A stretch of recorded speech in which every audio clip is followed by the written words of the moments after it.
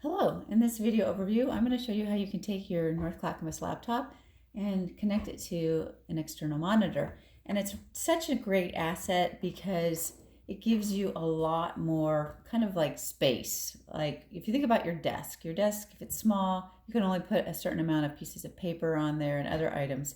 Same thing with your laptop. You can only kind of fit so many windows on it, whereas if I have another monitor, I can do a lot more with that. So what I'm going to do is show you how to connect it. And the first thing that you need to do is get a monitor. Now we're not supplying monitors for folks, but some people are wanting to, or they have extra TVs in their home. One teacher even went to Goodwill and got one for $14.95. So when you get a monitor, the back side of it or the bottom or on the sides of it, you're going to see what is called an output source. And the output source generally connect to different cords. So it's important that you look on it and see, do I have a VGA port like this? This is something that you've seen when you had projectors in your classroom, a VGA port. And the other connection is an HDMI. This is a more current type of output connection, and you will see this in some of our bond schools who have their laptops connected to flat screen TVs. So first check the back of that and see, does it have one or the other or both? If you have both, that's great. The next thing you're going to need is you're going to need to have a cord. You physically have to connect them so they can talk to each other. So if you have a VGA cord, you're going to make sure you have a VGA cord. But the more important thing is how you connect to your computer. And so you can see here I have a dongle, and my dongle has an HDMI. Now some of you might have one that has the VGA, and that's just fine. It's just very important that whatever comes from this can also fit into this. So that might mean you might need to get a different cord, or you might need to get a different dongle depending on what kind of monitor you have. So my monitor actually has an HDMI, so I don't need my VGA, and I already got it hooked up in the back. So what I'm going to do is I'm going to take the cord that is in the back of the external monitor, and I'm going to connect it into my dongle.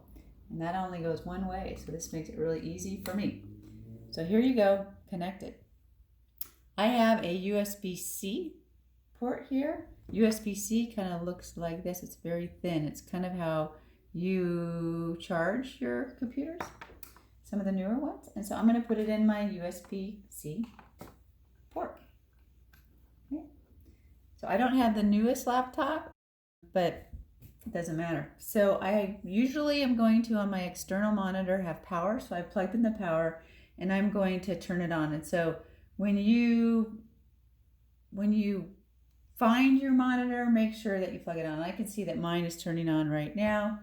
And now my computer kind of blinked a little bit, and that's usually a good sign. So what I'm going to do is I have to go over here, and I'm going to zoom in a little. You can see that it says there's no signal right now, which is okay. But what I'm going to do is I'm going to make sure everything's nice and tight. By the way, if you ever have any problems with this, you can always try the other port, just flip it in and stuff, because some of the pins and some of your connections aren't perfect in any way. But anyway, here it is, it's connected.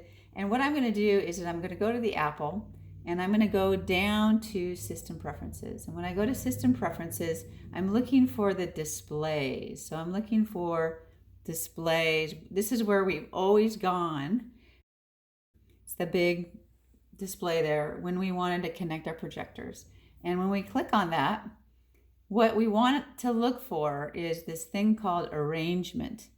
And that means it recognizes something is connected to this computer.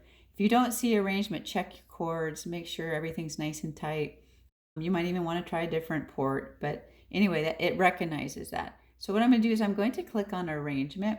And when I do this, I am going to see two different rectangles, and those represent your laptop and your monitor. So I'm going to go out of there. Now I want to show you something kind of interesting. I see two different things on here, and the reason why I see two different things here is because I have taken the mirroring off. Normally when you're in your classroom, you want the mirroring to be on because, and you're going to see this looks like this over here. And the reason why we want that is if whatever's on our laptop, we want to project on our projector. Whatever's on our laptop, we want it to go to our external monitors on the wall. But this is different. We're gonna have more space. We want more space. We're gonna actually click that off. We're gonna take that little check mark off where it says mirror designs. That's why now I don't see a mirror here. Now, sometimes I like to use this gather windows button when I'm in the display preferences, because what it does is it gives me two windows. It shows me that I have basically two different monitors, and I can see that at the top this window says that I have a built-in Retina display. That's my laptop.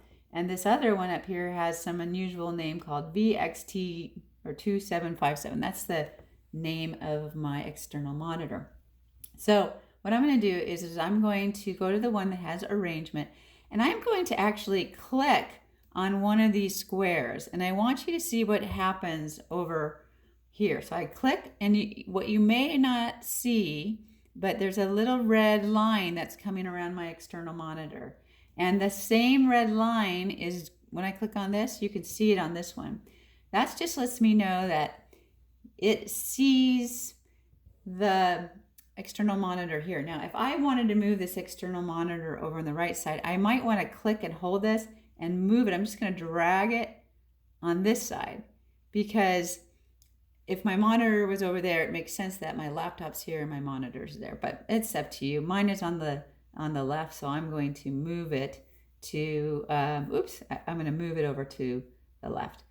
For me, it makes sense. Left-hand side monitor. So when I click on this, left, and when I click on this one, it turns red over here. So if you look at my laptop, it says, okay, that's your laptop.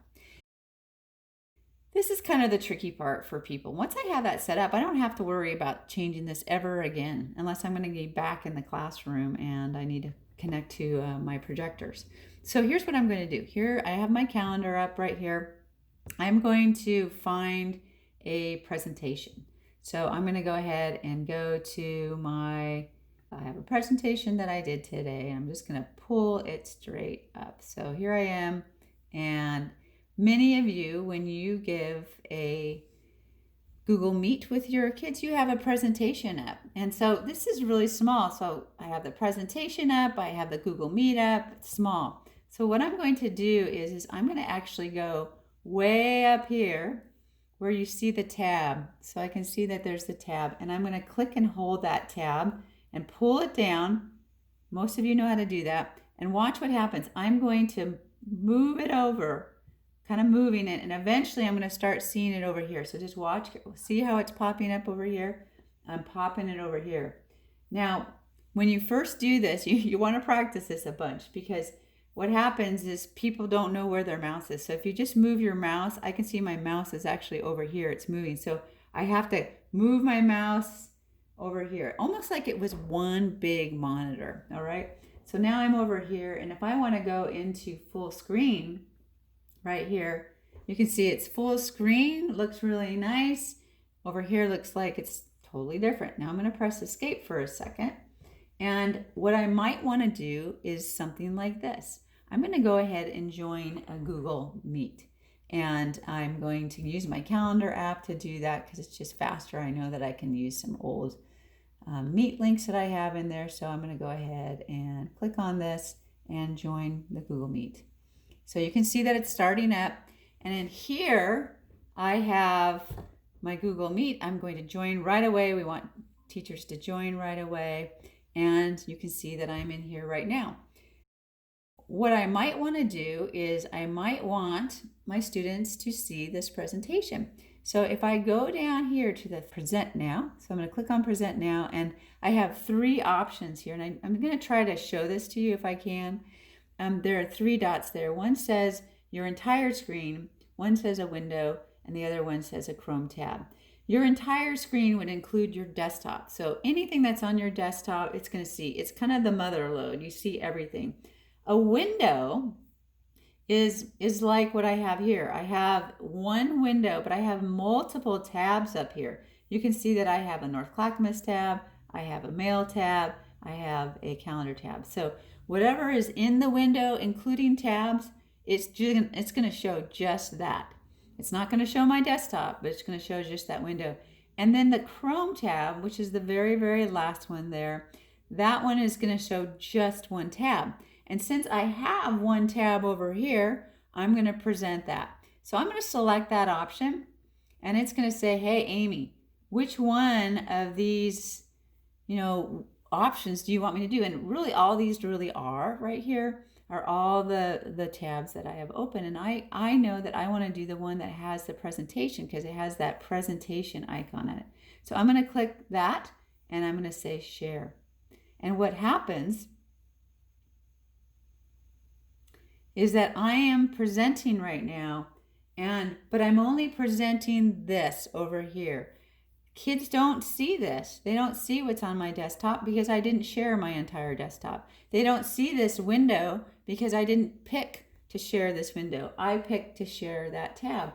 So what's really cool about this is I can go into full screen mode right here, which I know a lot of people like to do, and the kids can see it. And I still, if I'm over here, I'm going to bring my mouse over here. If I go to the people tab, I can, if I have more than one person in here, I can still see the people that are there. I still have my hosting controls. I have a lot that I can do there. I can also go down here to the three dots and go to the layout, and I can choose the tiled view and move it over from 16 to 49. There's a reason why it's at 16, however, right now, because when you are presenting, it only lets you see 16 kids. And we know that is frustrating right now because we want to be able to see all our kids, but that is just the way it is. I know that they're going to change that down the road. But if I did have more kids in this meeting, I would see more of them. I also just want to suggest too, when you resize these windows, it does make a difference. You do see more, the layout changes, so resizing them could be a good thing. You could go to this little green full size right here, and that might show you more. I press back up on that little green there, and I get back out if I want to. I can also do Command minus, and Command minus shrinks. So sometimes I can fit more. Command plus makes it bigger. Command 0 goes back to the default. So just be aware that can happen.